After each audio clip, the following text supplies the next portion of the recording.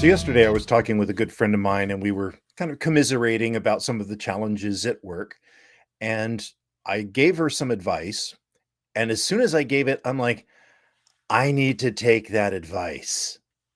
And it's about making it so that you love your work again. Listen in. Welcome to my journey of self discovery, life balance, career success, and business creation. This podcast works to answer the question of how successful professionals like us stop drifting and get focused on keeping our careers and businesses growing rapidly while having a full, balanced, and vibrant life that we absolutely love. What we call the Third Power Life. And this is the Third Power Life Podcast. So there are times when we love our job, we love what we do, and there are times when it's just a huge pain in the ass, right? Is that real enough for you? Um, and the reality of it is that's adulthood. You get to have some fun, you get to have some stuff that's not so fun. The challenge is trying to make the parts that you like more than the parts that you don't. I saw a great little snippet from a video from Simon Sinek the other day that talked about if you're working a lot and you're under a lot of pressure and it's for something you love, that's passion. If you're under a lot of pressure and doing a lot of work for something that you don't love, that's called stress, right? And I'm like, that's so true. I mean, I don't mind waking up early and doing all of this extra stuff to have fun, to go on a vacation, to, talk to you, to do things that I enjoy. But man, I got to wake up early to do something I don't want to do. It's like, and work is like that. And the advice that I gave to my friend was, what are the parts of work that you really, really like? What are the parts of work that really bring value to your organization? And hopefully those overlap a fair amount, right? And then what are the parts that you don't like? And what are the parts that don't bring value to the organization? It's kind of a derivation of Stephen Covey's, the 7 Habits of Highly Effective People, urgent and important, not urgent and important, right? It's that same kind of quadrant. What's something that you like to do that brings value, right? And what stuff that you don't like that doesn't bring value. Right? And build systems, find a way to do more of what you like that brings value. That's simple. Now, a lot of times I know we're not necessarily in control of our, you know, we're not the leader and the ultimate, we're not the CEO, right? But the reality of it is even in the where you don't have any direct reports, right? That at individual contributor level, you can still influence what happens to you.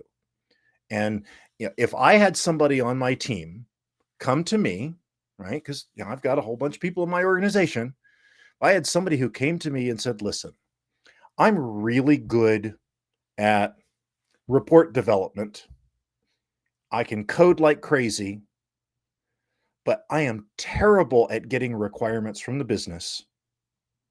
And it causes me stress and it makes me not want to work.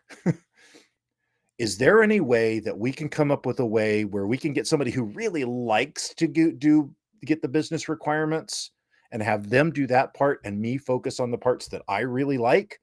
I'm like, hell yeah, we'll figure that out. Right. Now it may take a few weeks, but even at that individual contributor level, you can have impact. And so what I would tell you is if you're that person, find a way to make suggestions to change the system.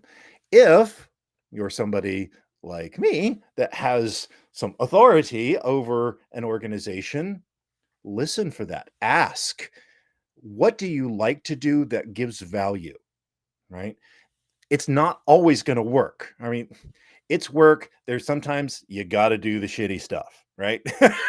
It's not all just we get to have fun all the time. I wish it was. I really do. If you can find that job, let me know. Um, but the reality of it is we can all impact our own jobs and the jobs of others to improve everybody's life. So for my friend, I'm like, what systems can you put in place? Because they're also in a position of they've got some control over the systems of their office. What can you do that will allow you to do more of what you're good at, what you enjoy, and what brings value to the organization, and get someone else to do the stuff that drives you insane, right?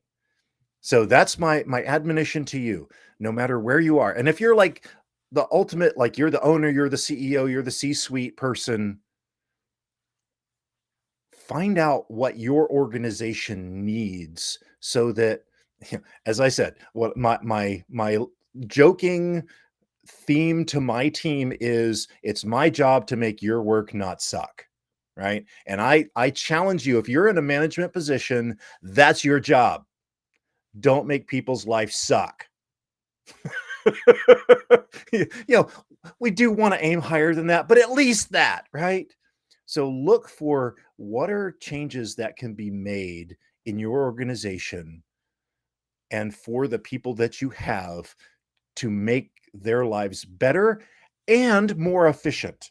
That's what you're going to find is if you can get people who are doing what they like to do, it's going to be so much more effective, right? I mean, you know, if there's a report that you just don't want to do, I just don't want to do it. This is going to suck. It's terrible.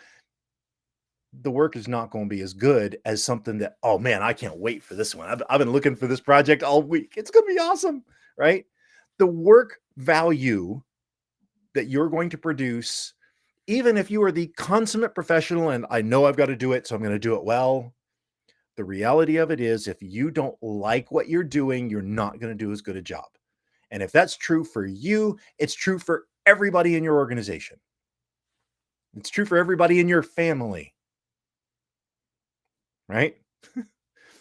So look for how can you do what's valuable and you enjoy and systematize that and outsource or come up with a creative way to make the things that you don't like to do less stressful.